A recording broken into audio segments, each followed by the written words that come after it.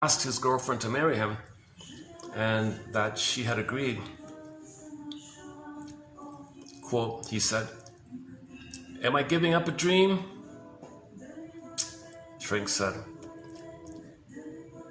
"Were you giving up a real dream or a protective, defensive fantasy?"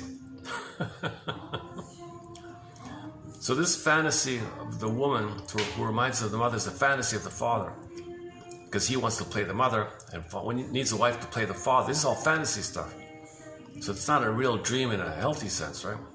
So there's a difference between a real dream and a protective, defensive fantasy. That's back to Perseus. You got to discern. Is it something like a real from the real self, or is it from the defensive false self? Okay, later on he talked about a dream that he had. I interpreted this dream of his as his wish to merge with his mother and to repair the loss of his father.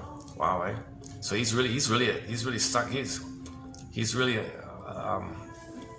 So when you talk about this, you start getting dreams. So I don't remember what the dream was. I didn't read the actual dream. I just read his comment. I interpreted this dream as his wish to merge with his mother to repair the loss of the father.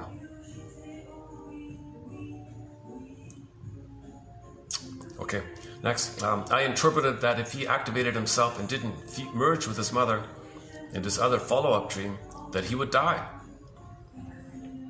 So this is when in relationships, if you don't get what, see, in the codependence, you feel like a lonely child, a motherless child, but you're still a child. You're not gonna die. You feel lonely, like a lonely, isolated child.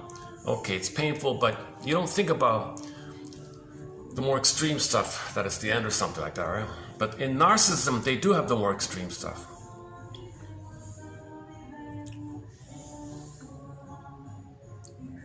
Faced with the issue of activating himself, he sees death, and then he protects himself by seeking immediate pleasure or following shoulds rather than wants. That's the closet one, right? That's the closet one. Quote, could your mother have promoted a special relationship that felt good, except when you were angry or said no to her